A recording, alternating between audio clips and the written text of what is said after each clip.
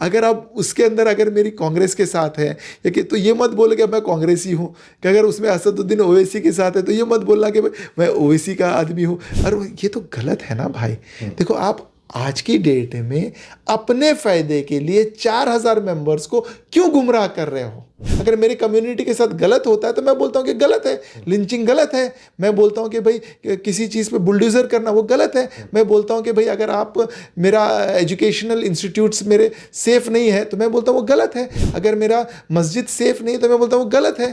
तो मैं किससे बोलूँ? कि मैं दूसरे भाई से बोलूँ या जो समझता है कि मेरा गलत है मैं उससे बात करके उसको सॉर्ट आउट करूँ? मैं लड़ाई जो लड़ रहा हूँ कोई मेंबर ऑफ पार्लियामेंट या एमएलए इलेक्शन, मैं अपने भाइयों के हक के लिए लड़ रहा हूँ। जब मेरा खून और मेरे दूसरे भाई एक कम्युनिटी से बिलोंग करते हैं और मेरे और दोनों के राइट सेम है, प्रॉब्लम जिससे है मैं उससे डायलॉग कर रहा हूँ, आप फोटो खींच रहे हो, बोलोगे देखो मैं उससे बात कर रहा हूँ, अब मेरा मसला कैसे हल होगा बताओ? इंडिया इस्लामिक कल्चर सेंटर का चुनाव होने वाला है। इस चुनाव में 3 बड़े चेहरे हैं जो किस्मत आजमा रहे हैं। उनमें से एक मेरे साथ हैं डॉक्टर माजिद तालिकोटी। बहुत बड़ा नाम है। चिकित्सा पेशे में आपने जो उपलब्धियां हासिल की हैं वो किसी से कम नहीं है, किसी से छिपी भी नहीं है। 20,000 से ज़्यादा ऑपरेशन करने का रिकॉर्ड आपके नाम है। और इसके अलावा एक बहुत बड़ा हॉस्पिटल जो बोकारो में चला रहे हैं और फिलहाल मूलचंद में है।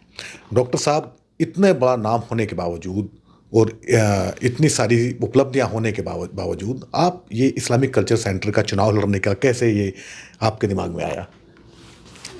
अस्सलाम वालेकुम। अब देखिए, मैं तो एक मेंबर हूँ जी।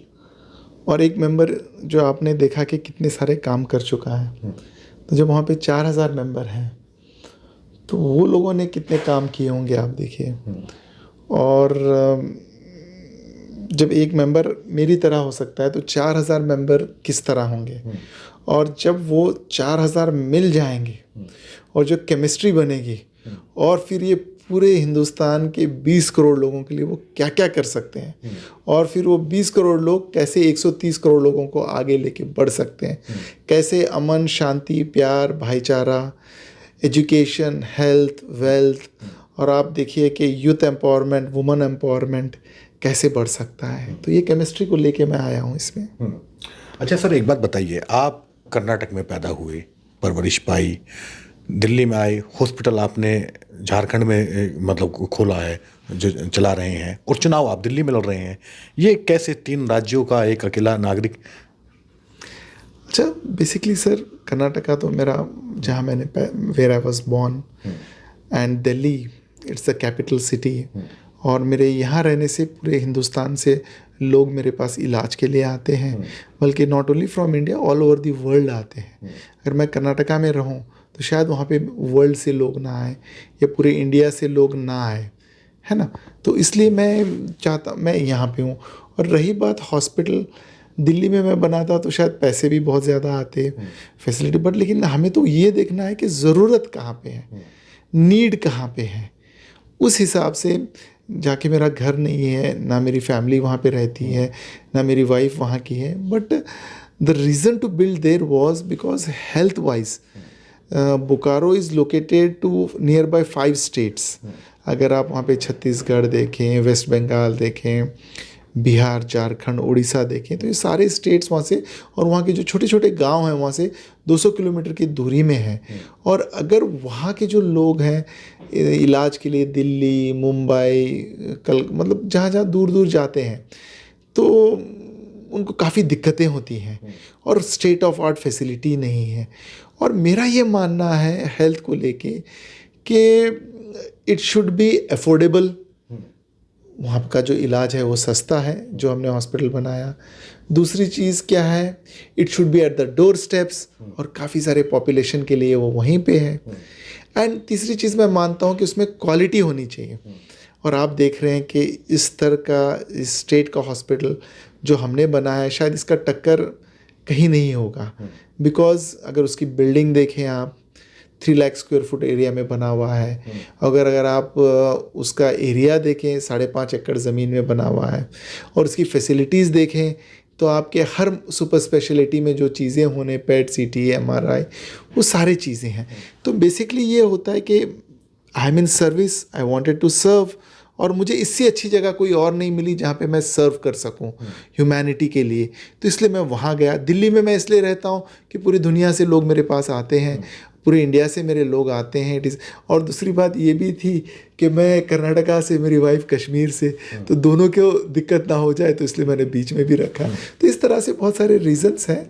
अच्छा सर, आप जो चुनाव लड़ रहे हैं ये बहुत बड़ा चुनाव है। हालांकि मतदाता तो बहुत कम है, लेकिन चुनाव बहुत बड़ा है और बहुत बड़े बड़े नाम इस चुनाव को हारे हैं। आरिफ मोहम्मद खान उनमें से एक हैं, सलमान खुर्शीद उनमें से एक हैं, एक आईपीएस हुआ करते थे मध्य प्रदेश के, वो भी हारे हैं। और हराया उन्होंने ही है जो आपको इलेक्शन लड़ा रहे हैं, आपके साथ में सिराज साहब हैं। तो आपको लग रहा है कि आपकी राह जो है वो इतनी मुश्किल भरी तो दिख रही है, लेकिन उतनी मुश्किल नहीं है? देखिए, मेरी जो ज़िंदगी की शुरुआत होती है सुबह और शाम, जिस कैंसर के साथ मैं डील करता हूँ, आप देखिए ये कैंसर ऐसा कैंसर है, अच्छा पहलवान पछाड़ा जाता है इसमें। और ये जो कैंसर है, जब मैं लोगों को इसके मुंह से बचा सकता हूँ, तो आईसीसी में तो इतना बड़ा कैंसर तो वहाँ पे है नहीं, तो छोटा मोटा कैंसर ही है।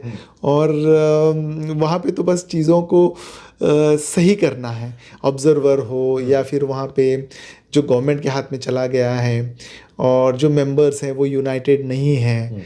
वहाँ पे जो है जो मेन फैसिलिटीज़ हमें एक प्रोवाइड करनी चाहिए एक सेंटर की मेंबर्स के लिए, कि भाई ट्रांसपेरेंसी हो, फेयरनेस हो, रेस्टोरेंट अच्छा हो, वेटिंग करना ना पड़े, रूम्स उनको टाइम पे मिले, अच्छे रूम्स फैसिलिटी मिले। वहाँ पे जो है जो मैरिजेस होते हैं या फंक्शंस होते हैं या होते हैं, उसके लिए बहुत अच्छा हो। और इसके अलावा जो है कि अभी जो बिल्डिंग है थोड़ी सी उसमें मरम्मत की ज़रूरत है अंदर से, तो वो सारा रिनोवेशन होगा। और देखिए, आदमी स्प्रेड करता है, बढ़ता है। मैं पहले क्या था, आज क्या हूँ, और कल क्या रहूँगा। आप क्या थे आज, तो उसी तरह से हमें इंडिया इस्लामिक कल्चर सेंटर को ग्रो करना है। और ग्रो करने के लिए एक तो उसका विस्तार होगा, दूसरा जो है उसके नए मेंबर्स आएंगे जो ट्रांसपेरेंसी और फेयरनेस से आएंगे। तीसरी बात क्या, इस तरह के सेंटर्स से हम लोग पूरे इंडिया में कनेक्टेड रहें। मैं चाहूँगा कि इसके अंदर जो आगे से जो मेंबर्स जो हो, वो एक एडवाइज़री बोर्ड हो जो पूरे इंडिया से हो, हर जगह से हो, ताकि डिस्क्रिपेंसी ना रहे इसमें, और हर तरह के लोग हों। और जो आपका जो एक मिथ कह सकते हो कि जो एक बस एक ये नहीं, ये इंडिया इस्लामिक सेंटर सिर्फ इंडिया इस्लामिक सेंटर नहीं है, ये पूरे कम्युनिटी का एक्सेलेंस सेंटर है। पूरे कम्युनिटी का नहीं, पूरे कंट्री का, एक वर्ल्ड में एक उसका एक फेस है। ये चुनाव इसलिए बड़ा, और देखिए मेरी सिंपल, देखो मैं तो कोई पॉलिटिशियन तो नहीं हूँ, इलेक्शन जीतना आया, हारने के लिए नहीं आया हूँ, मैं कुछ काम करने के लिए और एक विज़न लेके आया हूँ। कि इसलिए अगर ये देखूँ कि भाई मुझे फ़लाँ से लड़ना है, फ़लाँ से लड़ना है, तो शायद मैं लड़ नहीं पाऊँ। लेकिन मेरे विजन्स बड़े क्लियर हैं कि भाई ये हमारा सेंटर है, हम इसको चलाएंगे, हमारे मेंबर्स के लिए चलाएंगे। मुझे ये पता है कि मेरी कम्युनिटी जो है, एक जो माइनॉरिटी कम्युनिटी है, इसके क्या दुख दर्द हैं वो मैं रोज़ समझता हूँ, और कोशिश करता हूँ कि वो सारे दुख दर्द कम हो जाए। और जो दो मज़हब या एक मजहबी जो डिस्प्यूट्स हैं वो हल हो जाए, जो इबादत गाह के डिस्प्यूट्स हैं वो हल हो जाए, भाईचारा बढ़े। और जो एक माइनॉरिटी का राइट होता है एजुकेशन को लेके, हेल्थ को लेके, जॉब्स को लेके, या एजुकेशनल इंस्टीट्यूट्स को लेके, या फिर उस तरह के हर जगह पे जितना हक एक दूसरे मज़हब के भाई का है, उतना ही हक मेरा भी है, मेरे कम्युनिटी का है। वो सारों को लेके हमें आगे बढ़ना है। सर, आप पे आखिरी सवाल है। आप पे कई सारे इल्ज़ाम भी लगाए आपके विरोधियों ने, कहा कि आरएसएस के मेंबर हैं आप, कैसे काउंटर करेंगे इसको? देखिए, काउंटर तब करना होता है जब मैं मेंबर हूँ। जब मैं मेंबर नहीं हूँ तो मैं क्यों काउंटर करने जाऊँ इस बात को। अगर देखो, अगर कोई किसी चीज़ का होता है, अगर मैं डॉक्टर हूँ तो डॉक्टर के आपको इतने फ़ोटोज़ मिलेंगे, वीडियोस मिलेंगे, इतने सारे उसके बारे में, मैंने भाई 20,000 ऑपरेशन किए, इस तरह का कैंसर ऑपरेशन किया, इतना मैंने इरेडिकेट किया। और देखिए, मुझे कोई संगठन से ऐसा नहीं कि देखो, मैं चाहूँगा कि आज की डेट में अगर मेरे कम्युनिटी के किसी ख़ास संगठन से इश्यूज़ हैं, प्रॉब्लम्स हैं, वो तो बाय डायलॉग सॉल्व हो सकते हैं। और वो इश्यूज़ को तब तक हैं जब तक हम दूर रहेंगे, उसको खींचेंगे। लेकिन अगर हम उसको एजुकेशन से या नॉलेज से या आमने सामने बैठ के, अगर कोई डिस्प्यूट आता है कि भाई मेरी कम्युनिटी 20 करोड़ लोगों की 60 करोड़ लोगों से ये प्रॉब्लम है, आमने सामने बैठ के तो ना जान जाएगी ना ये जाएगा। भाई लकुम दीनकुम वलिय दीन, आप अपने दीन पे रहो, मुझे अपने दीन पे रहने दो। आप यहाँ पे क्या पिक्चर किया जा रहा है कि जैसे ही कोई, देखिए ये इलेक्शन है और आपको पता है कि अगर किसी को अगर ये कहना पड़े यार ये तो ये संगठन से है या इस तरह से है या इन लोगों से इसका लिंक है, तो पहले ही अगर कोई पार्टी का नाम लो या कोई इसका नाम लो जैसे आप ले रहे हो, तो तुरंत वैसे ही जो एक मुस्लिम है वो तो वोट देगा नहीं। तो वो क्या कर रहे हैं, इसमें पॉलिटिक्स कर रहे हैं। लेकिन देखो क्योंकि मेंबर्स काफ़ी इंटेलिजेंट हैं, वो भी गूगल करेंगे, मेरे बारे में पता करेंगे, और अगर देखेंगे कि कोई मुस्लिम मंच है, अगर उससे मैं एसोसिएटेड हूँ, तो उसके फंडामेंटल क्या है, वो क्या करना चाहता है। वो ये करना चाहता है कि भाई डायलॉग करें कोई वो कम्युनिटी के साथ जिसमें बहुत सारे फाइट्स हैं, हमारे डिस्प्यूट्स हैं, ज़मीन को लेके डिस्प्यूट है, हमारे वक्फ प्रॉपर्टीज़ को लेके डिस्प्यूट है, हमारे मस्जिदों को लेके डिस्प्यूट है, या कोई जॉब्स को लेके डिस्प्यूट है, या कोई इलीगल प्रॉपर्टीज़ को लेके डिस्प्यूट है, या कहीं पे इबादत गाह को लेके डिस्प्यूट है, या कोई एजुकेशनल इंस्टीट्यूट्स के लेके डिस्प्यूट है, जॉब्स के लेके डिस्प्यूट है। तो क्या ये हम आपस में 20 करोड़ लोग बात करके इसको सॉल्व कर सकते हैं कि सामने वाले जो कम्युनिटी है जिससे हमारा डिस्प्यूट है उनसे बैठ के सॉर्ट आउट होता? मेरा आपसे ये सवाल है। जब उनसे सॉर्ट आउट होगा तो किसी ना किसी को तो डायलॉग करना पड़ेगा। अगर मैं डायलॉग करता हूं तो आप मुझे ये तो नहीं कह सकते कि मैं उस कम्युनिटी का हो गया या मैं उस का एजेंट हो गया। ये हो भाई, आप ये भी तो देखो, अगर आज सरकार या पिछले 10 साल से किसी की सरकार है तो मेरे कम्युनिटी का काम किससे होगा? जो अपोजिशन में है वो मेरे इश्यूज़ को सॉल्व करेगा, या जो पावर में वो। और अब मैं ये नहीं कर सकता कि 10 साल से तो लोगों ने इनको वेट करवाया और 5 साल वेट करो, और अगले 5 साल के बाद अगर वही सरकार आती है तो और 5 साल तक वेट करो। आप मुझे बताओ करना क्या है? और वो तो ऐसा तो नहीं, वो तो इंडियन है, हिंदुस्तानी है, वो हमारे अपने हैं, वो कोई पराया नहीं। अगर आप हिस्ट्री में जाओ, DNA में जाओ या किसी चीज़ में, तो पता चला कि दोनों एक ही थे या कुछ उस तरह से थे। तो मैं ये चाहूँगा कि देखो, मेरा जो राइट है, मेरा जो हक है, मेरे जो इबादत गाह की सेफ्टी है, मेरे जो हुकूक है, मेरे जो जॉब है, वो सारे किससे हैं? मैं उसी से बात करूंगा जिसको मेरे से प्रॉब्लम है। और जब सॉर्ट आउट हो जाएंगे, जब किसी की लाइफ नहीं जाएगी, सब कुछ सेफ रहेगा, तो उसके लिए तो मुझे whoever is in power उससे बात करनी पाई। आप बोल रहे हो कि भाई आप उसके साथ बात करो जो पावर में नहीं है, जो कुछ कर नहीं सकता है। तो मुझे लगता है यहाँ पे समझ की बात है। और जो भ्रम होता है, मिथ होता है, बहुत तेज़ी से फैलता है।